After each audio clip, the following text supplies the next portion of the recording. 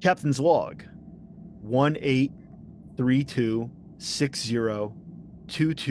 183260220024. Engineer Longer and I are hard at work on a much needed audit of our ship's inventory. We've been burning too much fuel on our last few jumps, and we're looking for junk to eject into space. One Leatherman, slightly used. I can't find it in the inventory. Let's space it. Wait. Here it is. Multi-tool with bottle opener. And whoa, check this out. There's a blade in it. I think Bert smuggled this on board because there's no way Bridget would have let this through a security check. Okay, I'm marking it down. Uh-huh. Oh, one elephant piggy bank painted with stars. Is this Cronsworth? I wonder if there's gold pressed latinum inside. Hey, should we bust it open and take a look? Did you say Latinum? Uh, I'd love to take a trip to the Dabo tables at Quark's Bar. Let me find a hammer. Uh-oh. I recognize that sound. Yep, it's another mission from Dorothy. Looks like we have an incoming transmission from Earth, and we have to accept it. Good grief. Who is it now? Oh, ooh, turn that frown upside down, Lucas. I think you're going to enjoy this one. He's a former writer for Rick and Morty and the creator of Solar Opposites and Star Trek Lower Decks, Mike MacMahan. And he's here to talk to us about Lower Decks. Well, what are we waiting for? Let's beam over to the communication room and have a Dorothy patch us in.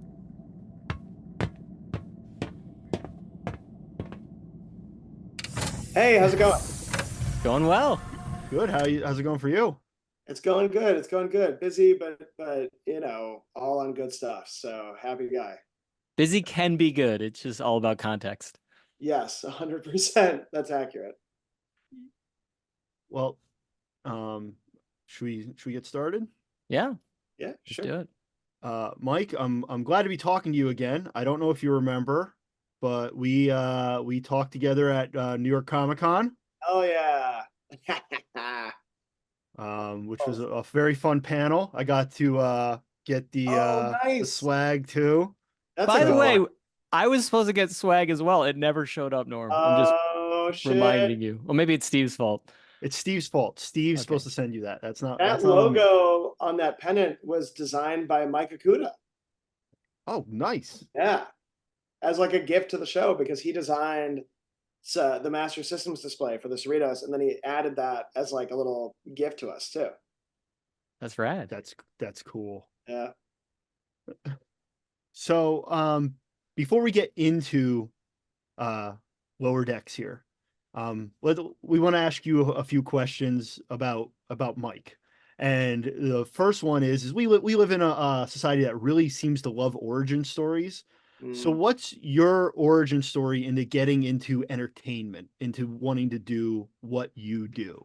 I guess for me, it was I grew up in Chicago. I loved watching movies with my dad and going to Second City and Nice. loved comedy. So like those two things kind of merged. He was my family's big readers, and I remember reading Ender's Game for the first time when I was a kid and being like, "Oh man, I think I love sci-fi." And eventually coming out here, I was like, that was my thing. I loved sci-fi and comedy, and I was really lucky to end up on Rick and Morty before the first season, to help write the first season as a writer's assistant, and that really propelled me in a way that I kind of never expected. But yeah, it all came from those Chicago days, that origin of being like, I lived walking distance from Second City, and I watched a ton of sci-fi with my dad.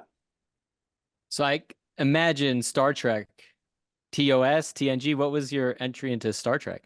TNG. Like Oh, my mom and dad watched a ton of TNG, and then I was there for Deep Space Nine and Voyager. Although when I was a kid, Voyager was my jam, and then as an adult, like I ended up loving Deep Space Nine more. You know what I mean? But I think also like that's a pretty standard journey, I just got to it say. is, but like you know what really helps Deep Space Nine? Getting to see all of it. Mm-hmm. Like I would be lucky to catch an episode when I was a kid, You know what I mean? Because I didn't have it on DVD or Completely. So VHS. my dad was obsessed with DS9, and I just didn't watch it because I would catch an episode here and there, and it just didn't hook me. And then it took me till, 10 years later, or when it finally was streaming, then all of a sudden it became my favorite. That's what I mean. I think it's kind of like that's a It pretty, is. DVD did that for me. And I remember mhm. growing up, I loved Odo. Like I thought Odo was cool and weird, and I liked that whole premise. And as an adult, getting to watch it all in a row, you start hitting, you get the benefit of like the whole series is structured like a giant movie. You know what I mean? Like Hmm. cross this amazing threshold into the Dominion War, and it's like it's just really cool. Like I love that show. Yeah, I think it's Yeah, still my favorite of all of them. One of it, my I it favorites. holds. I rewatched it recently because it came out when I was late in high school, so it was like a hard time to catch between doing everything. yeah, So I didn't have a chance to rewatch it. I'm really glad I did because it is one of the better ones. So it's awesome. um, Like the best, like the highs are like the highest highs. You know what I mean? Hmm. Like Oh, yeah, some of I, my favorite episodes for sure. oh, 100%. And like I used to bring up Deep Space Nine all the time at Rick and Morty, being like, we got to do a Tosk episode, like. And then Nice. the Tosk episode at Rick and Morty ended up they were like, he just wants to be hunted, and they were like, how about we do a guy named Mister Always Wants to Be Hunted, and he eventually shows up in an episode of like Rick and Morty like years later after I pitched him. He had a giant like target on him. um and uh and yeah, it's funny talking about Star Trek because it's like I've always liked Star Trek, but now I have such a different relationship with it, like sitting down and trying to write new Star Trek that still feels like Star Trek all the time and is Hmm. in, you know, an animated Star Trek, and how is that different from a live action Star Trek and from a movie Star Trek. And now I go back and like, as a kid I had my favorite movies and Star Trek movies, and now I'm like, I like every Star Trek movie because it's like I see what they're going for, and even the ones that fell flat for me when I was a kid, I'm like, they're some of my favorites now. Like I used to not be the biggest fan of five. I love five now. Like love five. You Well, know? I And say all the time that like if we only got the same thing over and over again, it'd be so boring. Like you can't give yeah, the fans what they want. You got to give them what they didn't realize they wanted, and that means taking swings. And I like I think have to that's admit, why. I'm very similar. I'm way more tolerant and actually enjoy the off ones and the weird ones. Like they kind of have a special Yeah, place in my heart now. as long as it still feels like Starfleet, like I'm so Hmm. into it. That's why, like, TOS to TNG is such a leap, but you still feel like the same heart is there, the same Hmm. soul.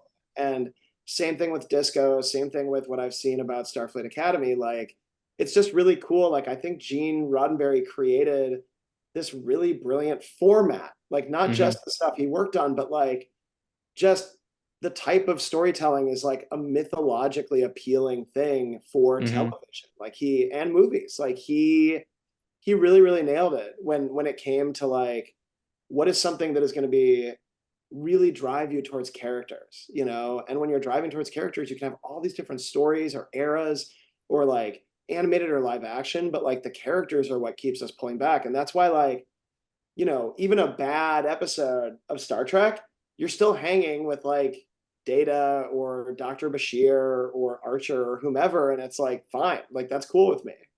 Yeah, and right. that's my theory about Well, all these Star Trek series, though, is that, once you get to know the crew and you want to hang with the crew, like then you're hooked. That's why it's like the 3 season rule is really more about just exposure to these people and their lives. Yes, and that's why in the pilot of Lower Decks, I like made it my mission to meet the entire crew, like Hmm. hear what the mission of the ship is, go on a mission so you can see what they do, because not only were we an animated comedy, but we were creating a new ship in the fleet that we were saying was there all the time, and it had to be both funny but actually make sense. And I'm really proud of what we did that first season, because like I feel like by the end of that season we've earned 3 seasons of Hmm. liking the crew. You know what I mean? And that Oh yeah. usually yeah. takes 3 seasons of 20 something episodes, and we did it in 10, 22 minute episodes. You know what I mean? Like Hmm. Yeah. I'm really proud of that. So I grew up on TNG, love TNG, and obviously one of these weird episodes that didn't really have the main cast in it was called Lower Decks. Mhm. Was that the inspiration for the It was the to some show? extent. Like, Yeah, it was. The real inspiration was that I had been wanting to do something. I wanted to do a Star Trek that was based in the B stories of TNG, like the downbeats, like the first Hmm. 4 minutes of a TNG. I wanted that right. to be the whole story. And then like the big sci-fi story, I wanted that to be like happening in the background, but like what we're really focusing on is Data learning to paint. Like that's why I was watching TNG, you know? Yeah. And Lower Decks is a great expression of that feeling of like, you know, oh, this there's stuff going on this ship when you're not even looking. Like I really liked that with the original Lower Decks. And so, the Lower Decks came as a great vehicle for telling the types of stories I wanted to tell that I'd already been doing in TNG season 8 on Twitter, which was like silly Star Trek stories matched with real sounding dramatic Star Trek stories. Yeah, it's a perfect match. I mean, you have so many great episodes from all the different series, all the different seasons. I mean, so is there one that, like, off the top of your head is like, this was one of the most fun episodes to write and to make, and then to see it come to life? Of Lower Decks. Yeah, of Lower Decks. I mean, it's probably there's some really good stuff coming up in season 5, Ooh. but if I had to choose, I would say from previous seasons, the movie episodes are a blast because we're like on the holodeck getting to use I like things that could only exist in a show Hmm. like this, and like doing a stakesy movie parody but that is real for the characters in the holodeck. Like you can't do that on other shows, you know? And then I like that we did this episode called Wage Douche that was like which is Klingon for 3 ships, and we're jumping around to the Yeah. lower decks crews of different Hmm. ships. And that was another thing that animation made possible because we didn't need to make 100 costumes and build all these new sets. And it felt like it was always out there, and it was really thematically true to what Lower Decks is all about, obviously. And then I don't know. I love going to Orion. I love going to planets that like Yeah. we kind of had heard about, but like, you know, earning getting to do that and really feeling like, even if it's a comedy and animated, we're learning a little bit about it and getting to build out this thing we like so much, this quadrant we like so much, like uh I really like that. And that's why I'm really careful when we go to existing planets. Like, if we're going to Nup Nup 8 or whatever, and I'm making it up, like I can kind of be a little bit, more cavalier. But if we're going to Orion or Ferenginar, or even Earth, like you want to feel like everything you've ever seen in Star Trek, no matter if it's TOS or TNG or whatever, that we're not fighting that, so Hmm. a lot more care and research and like really making sure that we're following the rules happens there. But getting to go to Orion was sort of in between because like we were the first people to do it, which I was shocked by. Hmm. Sorry, I just answered like 7 episodes No, to you. that's awesome. I No, mean, that's it's a great segue into Norm's next question. oh yeah, because one of the things that I've been loving about this show, you talked at New York Comic Con about it doesn't punch down, it always punches up. And one of the things that I loved in season 4, I want to talk about season 3 real quick though, but you guys brought back a Nana Visitor and Armin for Yeah. the fun Deep Space Nine tribute. And in season 4, you bring back Max and Chase as Grand Nagus, Rom, and Lita. And uh, everyone always saw Rom as like kind of an imbecile character. But in this, you show him to be very competent in how he handles his other people's perceptions of him, and how that dynamic of the two of them play off. What was the challenges of trying to tiptoe that line? So for me, it's you're 100% right, and I about the no punching down.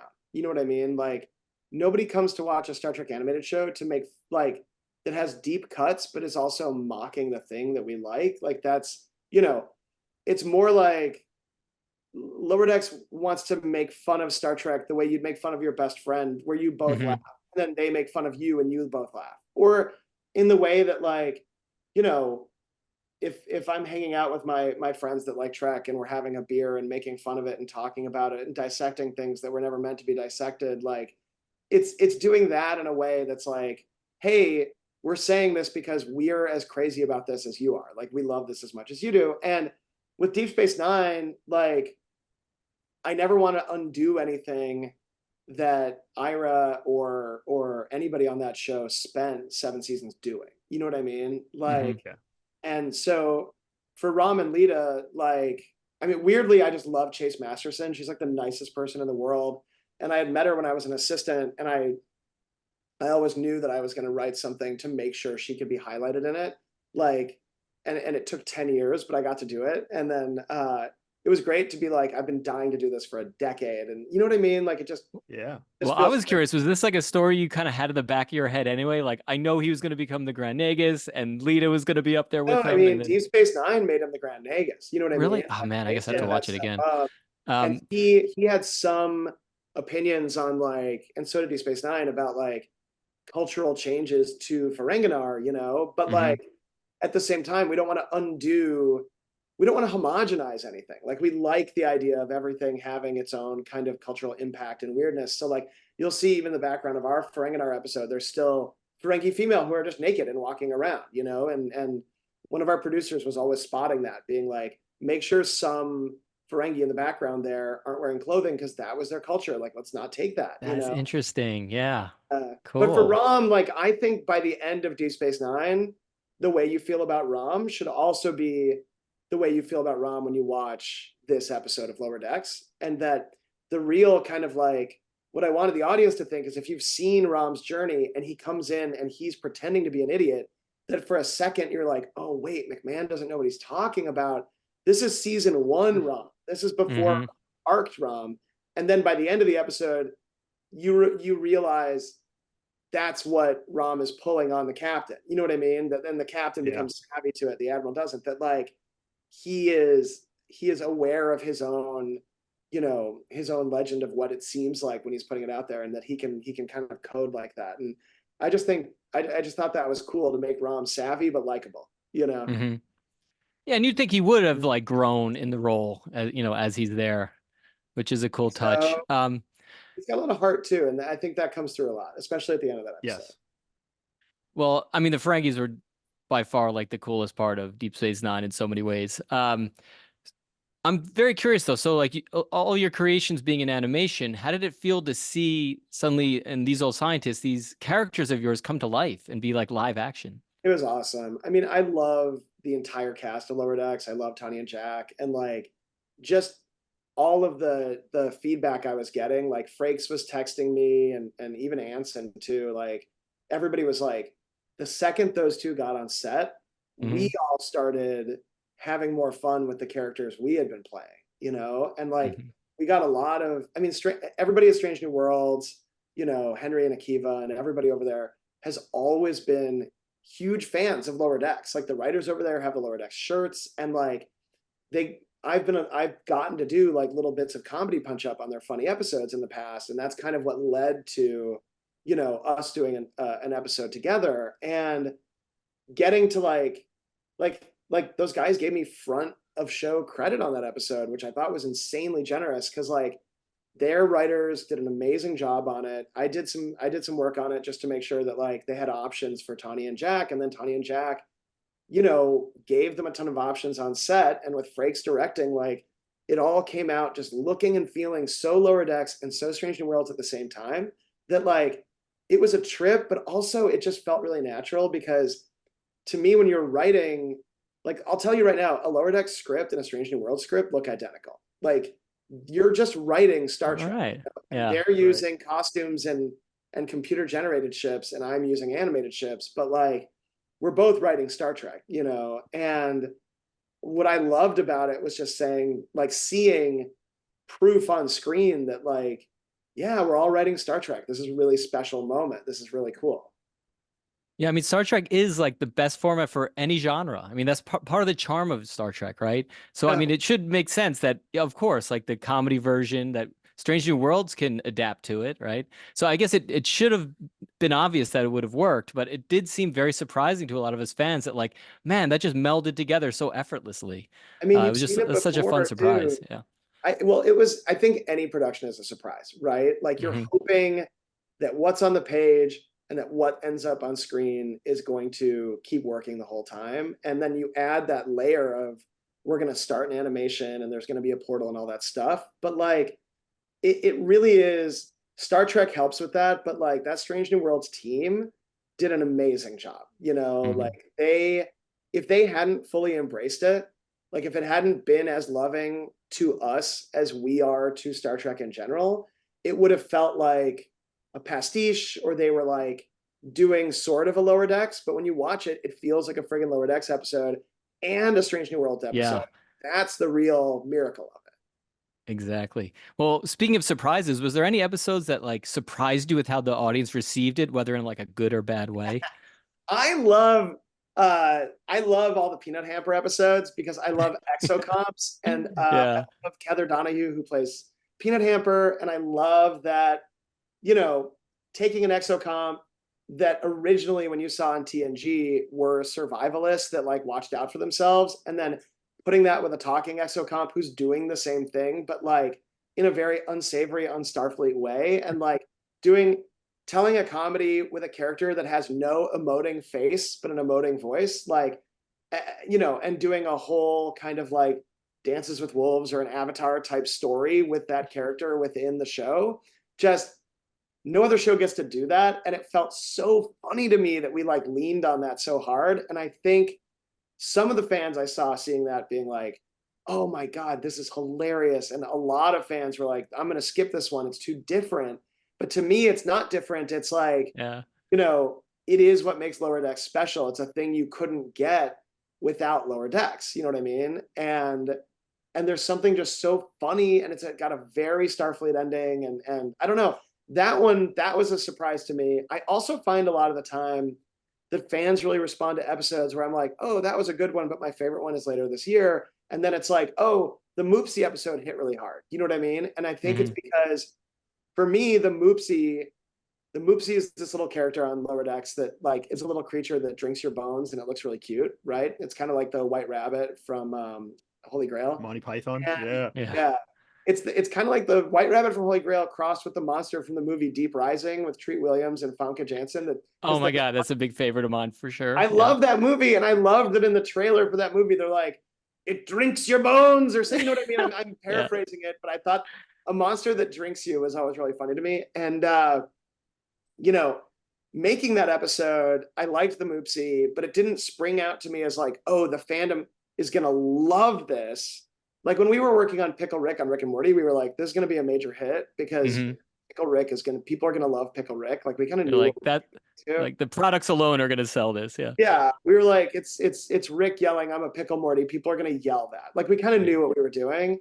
And with Moopsie, it was more, I need something that you would believe Mariner might have accidentally released, not realizing how bad it was. And I was more focused on the Mariner and Ransom story than I was on the Moopsie of it all. And then of course I was delighted when the episode came out and people are loving it and it's like memeing and stuff because like it just means they love the show and they're having a good time, And if we stumble into that, then great. You have so many great characters. You introduced to Lynn really. She became part of the crew in this last season. When you're writing, is there any more? Are any of the characters more Mike MacMahan than any of the other characters? I think I wish I were Mariner, but I'm probably more Boimler. Like I think and I think like sometimes I feel like Tendi, you know what I mean? Like I think Hmm. that we're pulling from stories in our 20s, for this show, and everybody's kind of putting little pieces of themselves in there. And I think like some stuff in there is certainly like projection. You know what I mean? Uh, I don't know. I don't know if I could be on a Starfleet ship. I wish I saw more of myself in these characters. I wish I was more of a Jack Ransom. I probably come off as an ass like he does. I just have to kind of You're like, like, but then we're all Barclays in the end. 100%. Well, I mean, this show just seems to have such a great, following in the Star Trek community. I'm one of them, and I was like shocked at how like it's just universally beloved at this point. It's So, wild. do you have any like inkling as to what happened? Because 7 seasons is kind of the typical high water mark, and Uh, now we only get 5. So is there like a conspiracy theory you could address? no, no, no. I mean, for me, it's like, look, I would have. I'm greedy. I would have kept making this show forever, obviously. Yeah. Like, but the getting 5 seasons like is such a miracle. Like it's Yeah. insane that this show even existed. Like, it only existed because Aaron Byers at Secret Hideout put me in a room with Kurtzman, and Kurtzman was like, if you could do an animated show, what would it be? And I rattled off Lower Decks as like the most honest thing, because I Hmm. was like, look, you're not going to want this, but this is what it was. And he was like, we're making that show. You know what I mean? Like, it was the weirdest. I didn't put together a pitch. I didn't like, Hmm. it all just came falling out of me. And then, and then we sat down, and like, I kind of got the characters in the world and everything together. And originally I thought they were going to have me do it in the disco era. And then when I found out I could do it in Oh. TNG, it was like, oh my God, they're really going to let me do what I want. Like, this is so cool. And then CBS All Access became Paramount Plus. And I was like, oh no, this is going to be the death knell. Like, everything's going to change. And that was like season 2. We got to do 3 more seasons after that. And every season I felt like was a miracle. And I think that, there's grand stories I'm telling for character in Lower Decks, but I think you'll see season 5, it like, I almost couldn't believe that it would be the end, because these characters don't feel like they're ready to resolve for me. So like, season 5 feels like an amazing send off, but it certainly feels like the end of a chapter, but not the end Hmm. of a series. And I would always be into doing more seasons, movies, comics, novels. Like, Star Trek lives. Like, they're still making stories with Spock. Like, Oh yeah. and Yeah. I'd love to keep doing that, but I do think that, like, for me, the headline is I'm so happy with season 5. Like, I had enough time to know that it had to be special, right?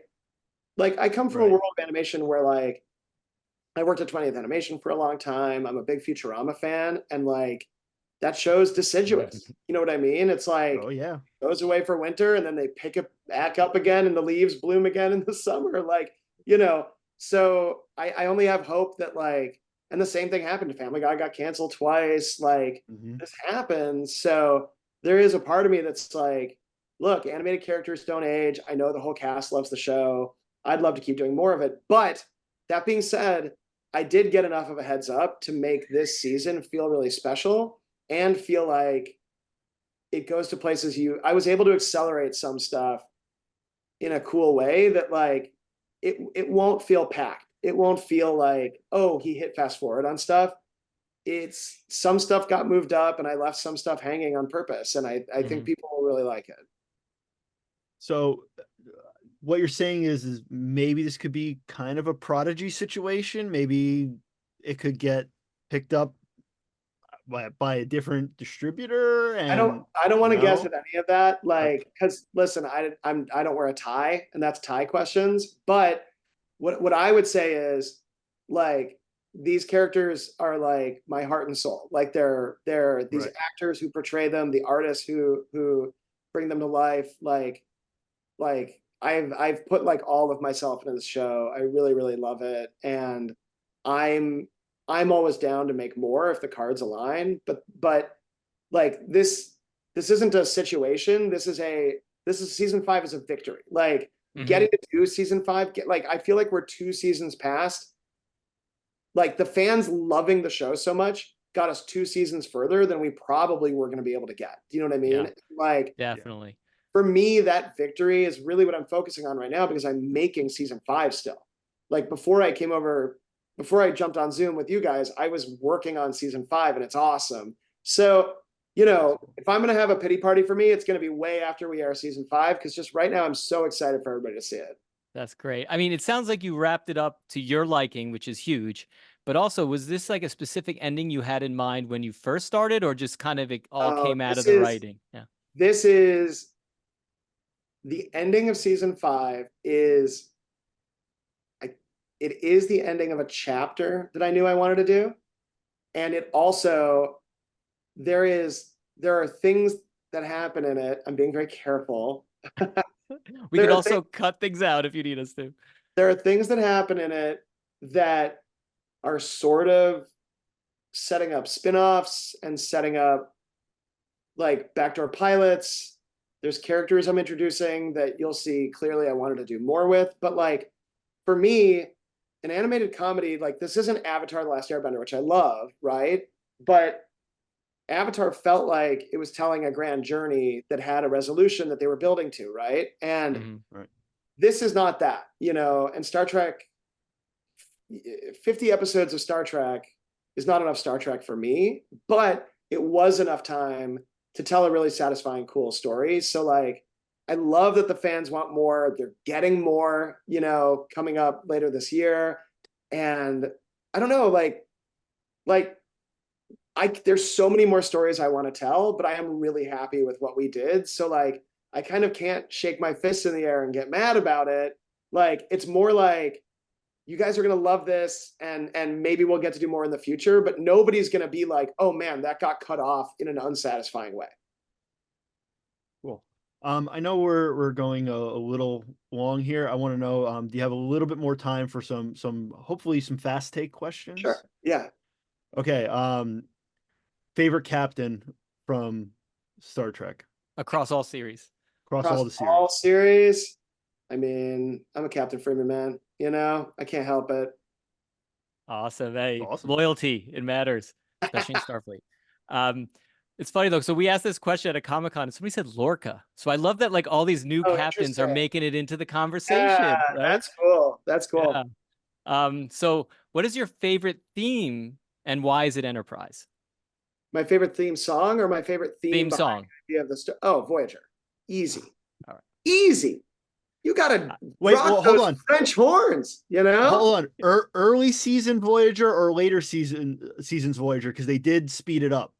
Oh, I think early season Voyager, It's but got to that be was early, my yeah. first like watching from the get-go kind of thing. I love the Lower Decks theme, by the way. The music on Mhm. Lower Decks, Chris Westlake Well, is our composer, and I think he's just like he's doing such an amazing job on such a silly show. It's we do everything with a full orchestra, and I go to the record sessions, and it like chokes you up. It's so emotional. Well, the It's fact really that you said Voyager, I get it now why you chose that direction for uh, Lower Decks. But I have to say, when I hear Voyager, it does make me just puts me in a happy place when I hear that theme song. it's Unlike just the other such a ones, like, sometimes I get energized, but no, Voyager, I just am like calm. yeah. Voyager is like it's like it feels like an adventure, but it also feels like it's like the theme of the ship itself, and Mhm. like the visuals that go along with it. Like it's just such a beautiful song and a beautiful opening credit sequence. Like it really just nails it. Yeah. That ship design too. Anyway. Um, Outside of Lower Decks, if you were to meet a newbie to Star Trek or someone who hasn't watched it yet, what's an episode you would recommend to try and get them into it? I'm very weird about that because I think the best way to get people into Star Trek, because there's so much of it, is I go look up top 10 lists and choose one or two from each series and just Mhm. plunge in the middle. Because like growing up in the 80s, that's how I watched Star Trek. I'd like start an episode, it would be already started, I would be missing context, and then I would slowly kind of like gain an understanding of the show. Like I think watching everything from the very first episode on is a big mistake, right? Oh, yeah. So I would say like if you're watching an episode and you're not into it, bail, go to the next episode on that list, see what grabs you, because what eventually happens is something clicks and you just need them to get to that click, because what you have then gifted them with is like almost 1,000 episodes of TV. And Yeah. everybody's different. There's no right way. Who knows what their favorite character is going to be? Like, are they going to be a Kira or a Worf or even an Archer? You know what I mean? Like, there's really great episodes of every show. And I also think like catching a couple episodes like right at the beginning of the Dominion War arc might get you into Deep Space Nine better than starting on the first episode and not knowing the context of who the Mhm. TNG crew are and that kind of stuff. So Right. I also think Lower Decks is a great way to get into Trek for a younger audience. Like I find that our audience tends to be like 20s and 30s, and actually my 10-year-old loves the show. It's the only Star Trek he's seen. He doesn't know about the Enterprise. So but but yeah, people think Lower Decks is like, oh, you have to know all the deep cuts, but the magic trick we're pulling is the deep cuts are there if you know them, and if you don't, it just feels like sci-fi trappings that feel real to the characters that inhabit the world. And it's got Star Trek storytelling in it, and if you watch that, it's a pretty easy leap from Lower Decks to like TNG, Deep Space Nine. So I'd say throw Oh that in. yeah, I mean, I used Lower Decks for my nephew because he was over, and I was like, "Oh, do you want to watch something?" And I knew if I put on Star Trek, he might just get bored, right? So I put on Lower Decks, and he's watching over my shoulder, right? It's like Yeah, such a good gateway It drug works. because for once they kids. see L cars and they get the transporter and the Hmm. replicators and the holodeck and like these core ideas of that era, then when they're seeing it in live action, they've got a mental image of it and they're not going to see that it was made in the 90s. Do you know what I mean? Like that Oh barrier yeah. is lifted from them because they've seen it in animation as well. So I don't know. I love Lower Decks for that. I do think it's such a good Yeah. one for, especially for kids. But yeah, for people who attention spans might not be there, the animation I think helps soften the Star Trek stuff. Um, Yes. all right, so one of our last questions, unless Norm comes up with something else, is if you could be any race from Star Trek, which race would you pick and why?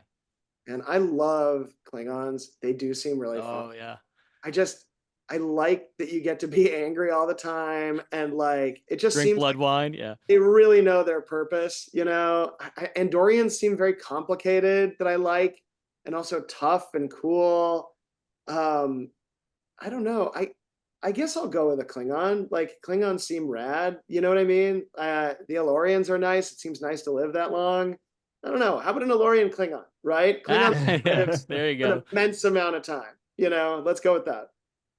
That's Yeah, awesome. I know our podcast member who's not here, Emilia, would probably assume I would always pick a Klingon as well, but I would totally be the tallest Ferengi you've ever met. Big Ferengi. I love the Ferengi. Deep Space. Shout out to Deep Space Nine for that one because they Would really you put be on. like a electro whip Ferengi, or are you like a businessman? I'm going to sell my teeth Ferengi. I would probably be the Electro Ferengi, but Oh no! Oh no! I loved it. And what you guys did with that whole entire episode was like, yes, we're going to Ferenginar, and we never go to Oh, Ferenginar. and that was totally based on me going to the Star Trek experience in Vegas when I was Oh, in dude. college. Yeah. It's such a shame that that was gone. Like I went there No, twice, I think. you've What'd seen you the get? documentary about it closing, No. dude. You've got to watch it. It's It's on so YouTube or something. I we feel like pulled it somebody up. shared it with It me. was on one of the DVDs, Okay. like, and I'm sure it's on YouTube. But Yeah. the season one writers' room of Lower Decks pulled it up because I was explaining the thing to them, Hmm. and it's been closed for a while. And we started watching it out of like, oh, we'll clown on this a little bit and we'll talk about it. Literally, the whole writers' room was in tears by the end of it. It's Oh yeah. such a good documentary. It's I wild. will definitely watch it. So did you get the Borg sphere or did you get what was the drink you got when you were there? Oh my god, I got some punny drink. I think it was like a Picard drink. I can't Uh, remember. And I also know we got a salad they had shaped into a triangle, which I was like, that's very Star Trek. That feels right. yeah, I mean, it was just the whole experience was so fun. Like I went somewhat like as a goof with my friend because we were huge Trekkies, both of us, and he lives in Vegas. But like I have to admit, like as soon as I walked in through those doors and you see like Cork's bar and everything, I was like, this is like Fantasyland for me. And the Klingons are coming over and talking. I was just like totally bought into it. Oh, dude, the folks in costume there and just like the attention to detail, like at that time, it's like now you go to Disneyland and you go to Star Wars Land and like, you know, you go to these different kind of like these themed experiences. They were Mhm. doing that like Oh 20 yeah, years ago and it was I good. know. Like they did an awesome job. It was so ahead of its time. And yeah, well, but that's what I kind of based that feeling of Ferenginar around, and that's why we made the restaurant that Tendy and Rutherford go to in that is Hmm. literally a copy for that because I was like, I'm gonna canonize the Star That's Trek amazing. experience. Yeah. Nice. Oh, I love Well, it. Mike, thank you so much for spending some time with us on the verse. We're all huge fans, obviously, of Lower Thank Decks. you, thank you. And we're so excited for season 5. I got to say that like I'm kind of now. It's a great excuse to do a rewatch of all the other seasons Yes, beforehand. Yeah, I think like especially the lead up at the like we do some really cool stuff with Tendy, so you'll definitely like if that you was watch one of our questions that we didn't ask you. Is she if you coming Yeah, we watch back? all the did. Tendy episodes leading up to season 5, you'll be very happy. There's some cool stuff with Talin. There's some I got to work with some pretty cool legacy actors this So season. Jeffrey Combs is coming back. Great to know. Jeffrey Combs. I don't think we brought Jeffrey Combs back this season, but I would It's literally. all right. He will show up again. I need to like just make a show about Jeffrey. Like I love working. He with should him. play every character in the show. That would be So awesome. funny and such a great actor. But yeah, season 5 rules, and there's a lot of surprises in it. I'm really pumped for you guys to see it. So are us. We're very pumped too. You had me at a lot of Tendi because I love Tendi, but now that you mentioned a bunch of legacy actors, possibly now I can't wait.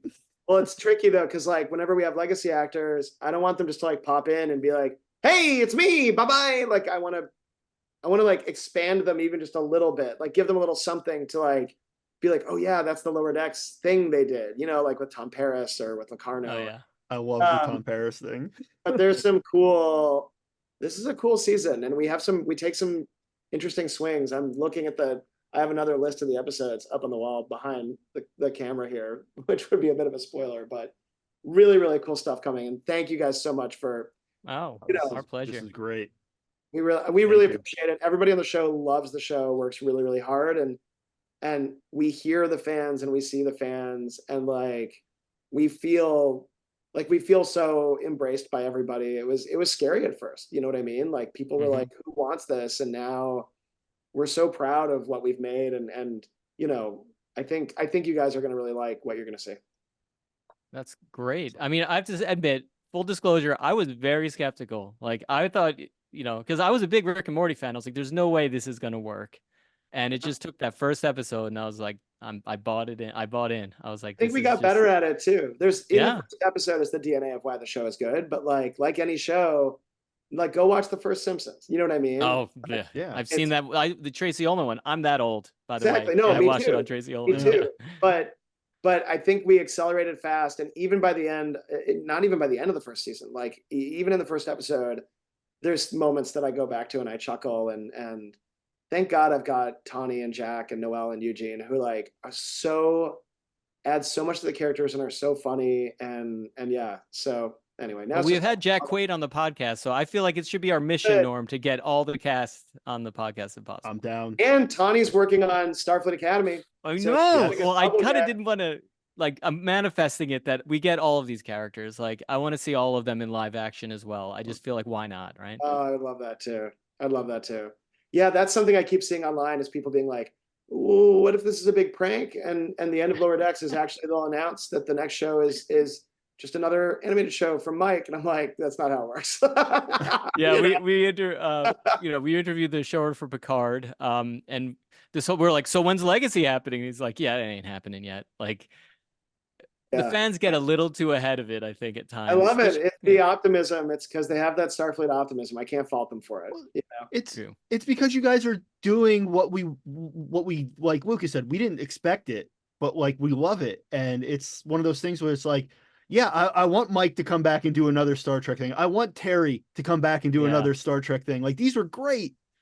I know. I think like that's going to be the achievement I feel once we get season 5 in front of you guys is this was a show that people were skeptical of because what is it? Like, how could it now you guys know, and to do something new in a thing that is this important to me was really, really hard. And like, but now that you guys have seen it and you've lived with it as much as I have, like now it seems like a no duh. And I'm like, okay, what's next? What's the next thing that's going to surprise us? That's going to make you go, I don't want that. And then you watch it and you're like, this is good. I like this. That's what's so great about Star Trek.